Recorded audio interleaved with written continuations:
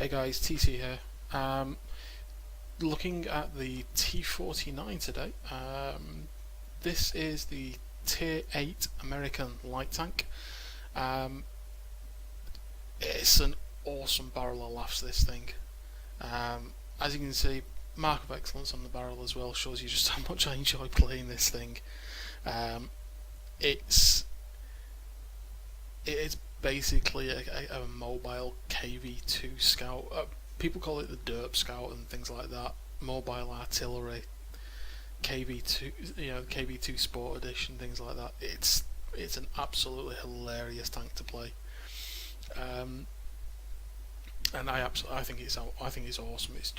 It's a tank just to go out and just have fun in. As usual, we'll look at the crew, we'll look at the equipment. We'll have a look at a couple of the stats, and then we'll go into the game. Gameplay for you is of an Ace Tanker game, my most recent Ace Tanker game in this tank.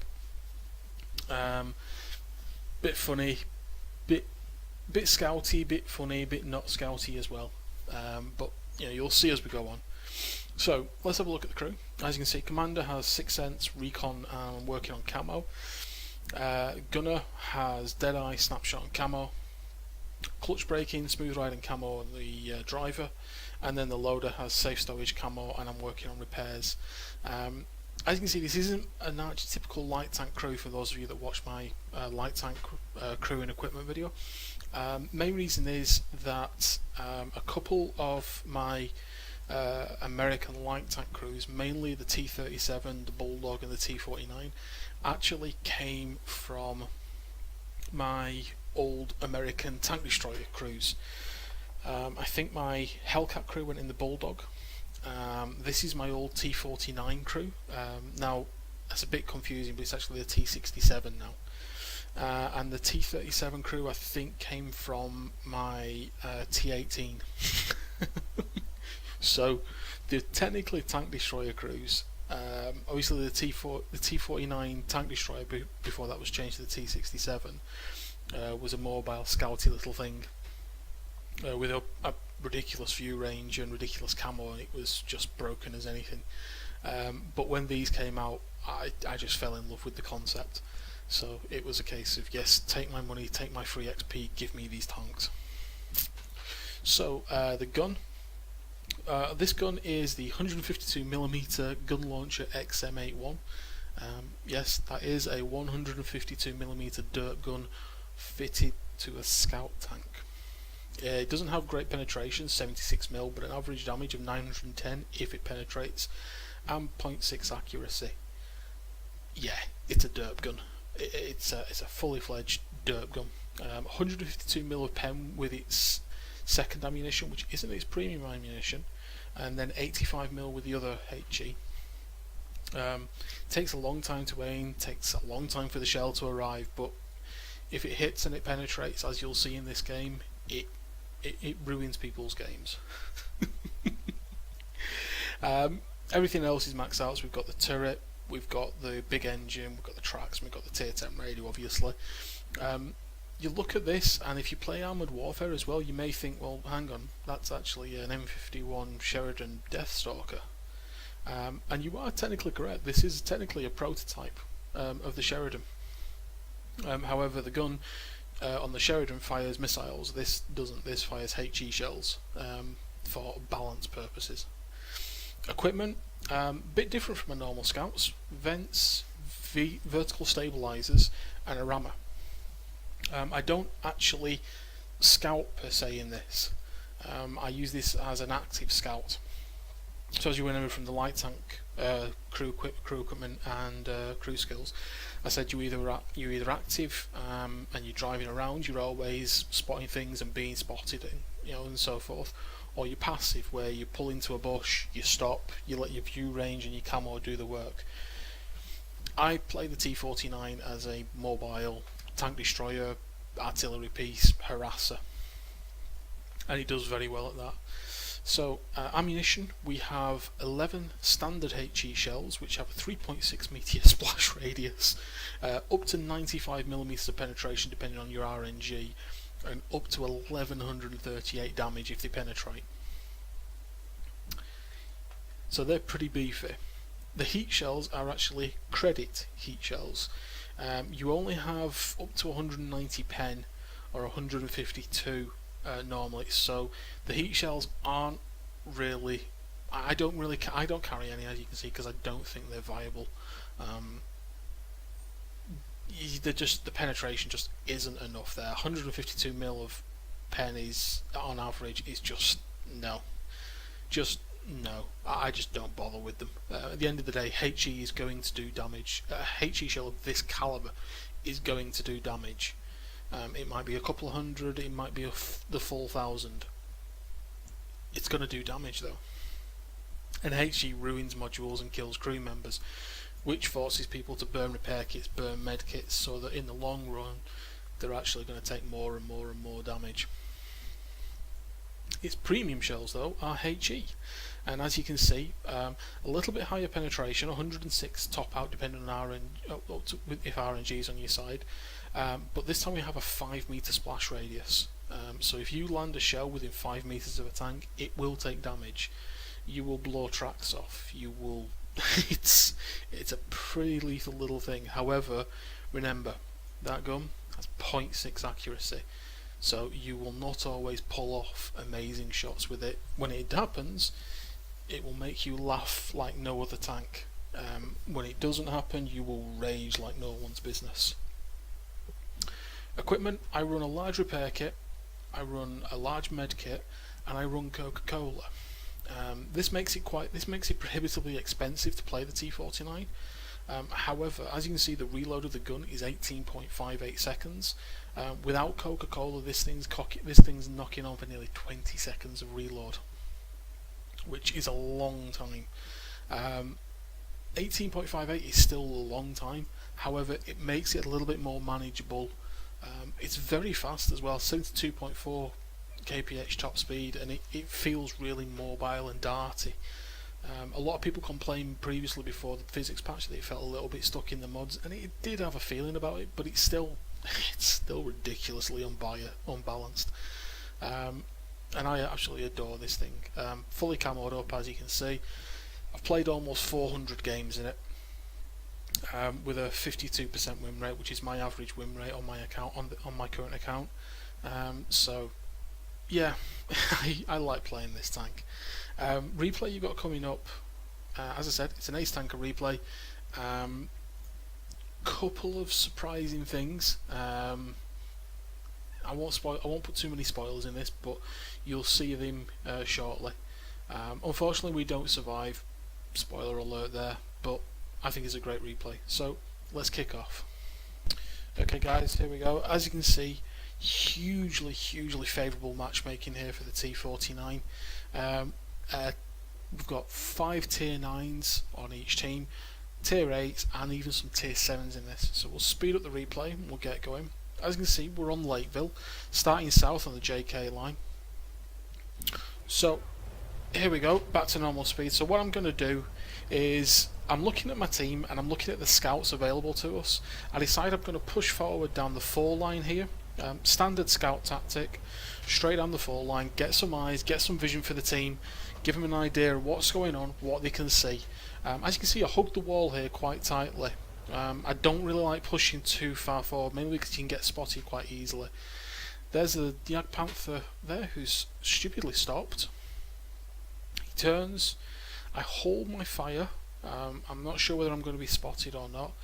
Nobody's taking a shot. He then turns flank onto me, so I give a bit of pre-aim, pull the shell, blow his tracks off, 434 damage straight into the side of this chap. Pull back, we're still not spotted though. However, we do spot the AMX 5120. Reloading. The M103 is pinging the middle of the map because there's a scout there in front of us. I know there's a scout there in front of us, I'm not really keen to do that. Another shell there into the AMX 5120 does 339 damage. Like I said, HE, if it doesn't penetrate, does full damage. I'm now reloading a premium HE shell. AMX 5120 doesn't have a lot of health, but we should be able to penetrate him. There's a Jag Panther over there. We can't see an outline though. Oh, we can now, but he's still hidden. And at this point we're looking around, just sat casually in the middle, getting some spots, getting some eyes. T34 pops up, look for a shot, nothing currently available, although we do have a slither of a shot. However, keep an eye out, where's the T20 off to? We don't really know. However, watch the 5120 here. 5120 pulls forward and makes a very fundamentally dangerous mistake with this tank in the middle. He turns and heads up the hill. I aim, pull the shot, a penetrating hit through the rear does 1020 damage. That's pretty much that tank ruined now. He's a one shot for quite a few of our tanks in town. We've actually done 1359 damage to that tier 9 heavy tank. All of it, it's a French one, it's very lightly armoured, it's going to die very quickly anyway. However, it's the module damage, like I said before, that will cause issues there. Try and pre-lead the Wizzy 120 there with the hope of penetrating him as he came forward through his side, but unfortunately the shell whiffs. Like I said, we're trying to snipe here with a 152mm dirt gun. It's not the smartest thing in the world. We get spotted. Reloading the gun. Looking for shots now, or anything I can do. Not really in a good position here though, because obviously, as you can see, we've got a narrow angle of vision. Ideally, we need to be forward in E1, but if you look on the minimap, that's where one of the scouts was last spotted. So I pull past the T20 here and I ask him to follow me, because I know I'm going to need backup. So I start to push forward. I'm asking for help from the team. There's the M40 190 Bulldog. Pull forward, I hold my shot, we wait, he goes down, we take a heat shell from him, and in return we give him a large HE shell that knocks him out. I pop up here into the bush, trying to get spots. Thankfully our T20 there just seems to lose all concept of what he's supposed to do. So I back off, we spot the Jagdpanther there, he's side on, we wait for the aim, we wait, and unfortunately the shell dips into his tracks. We would have possibly one-shotted him if that shell hadn't dipped down and hit his tracks. However, the JP2's dead now. As you can see, we've just come up to 5 minutes into this game. We've done 2.6k of damage. The T20 is blocking me here. I put a shell into the RU. Now, unfortunately, because he didn't die when he was tracked, we missed out on one of our tracking missions there. We get some spotting damage for the GW Panther, and then we push forward. Really big mistake here because we take a shell from the T30. Now, the shot on the move there puts 448 damage into him. However, we come round the corner, we shotgun the arty once we've loaded. We're waiting. I need to pull back, else otherwise I'm going to splash my shell to death here. And then waiting for the reload. Now, I make a huge mistake here. Have you noticed the T54 on the map? Yep. I'm not going to survive this. And there we go. We're dead. Now, my mistake there was I should have run away around the back of the rock, because as was seen on the minimap, the T54 and the AMX did come for me straight away. So in that game, we've done 3.8k of damage, 8,322 WN8 with a 2,312 efficiency. Our last shell only did 390 damage, but it was actually 400, but for some reason it counts as 2 hits on the M4043. And this game's nearly over now. I have no idea what just happened behind me there. I think the T34 rammed the tank together. The waffle misses the T54, and our T34 here is wanting to kill the T54. Pulls back, waits for the reload. For some reason, the T54 tries to shoot the waffle rather than taking out the T34. Unsure of his idea there. Game's over already there. And let's see the post-game results. Should we go? As you can see, Mastery Badge game. We got the Spotter Medal, we got a Bruiser, a Duelist, a Fire for Effect, Tank Sniper, and the High Caliber Award. So we just got Tank Sniper, which requires you to do the highest amount of damage per battle at a distance of at least 300 meters, fire at least 8 shots, and firing accuracy must be at least 85%. This tank has a .6 accuracy gun. We did 3,845 damage, as we said. We killed 2. We got 1,267 base experience. We did almost double the damage of the T34 on our team in a scout tank. That was mainly thanks to this poor AMX 5120 here, who we did nearly 1,400 damage to. But this is a tank with a .6 accuracy gun, I will repeat. And we got tank sniper. As you can see, we fired 9, of which 8 hit and 8 penetrated or 8 did damage. We splashed with 1 shell.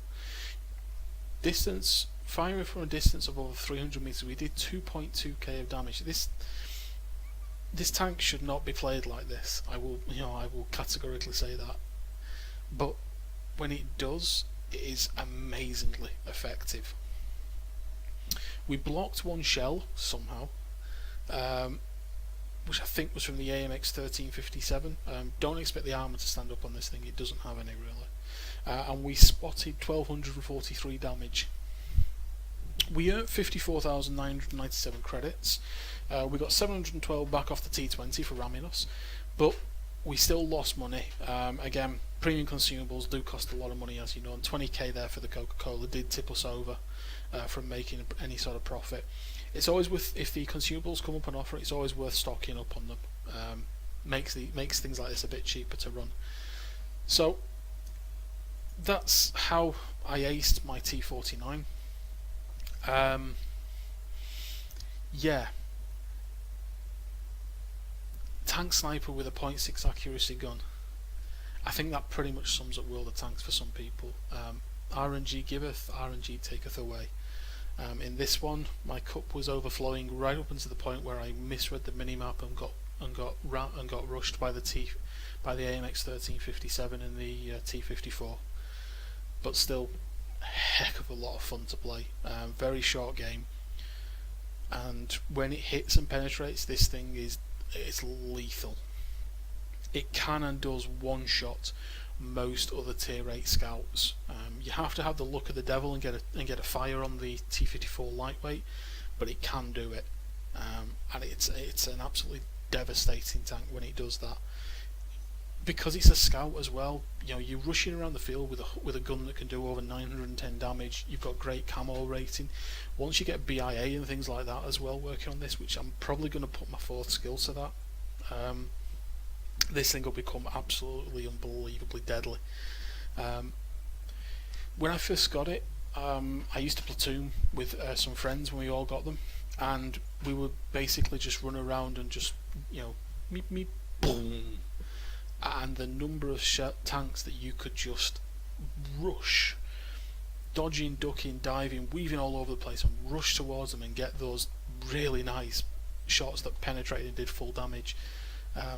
It was scary. You will not penetrate the big heavily armoured tanks, that's a given.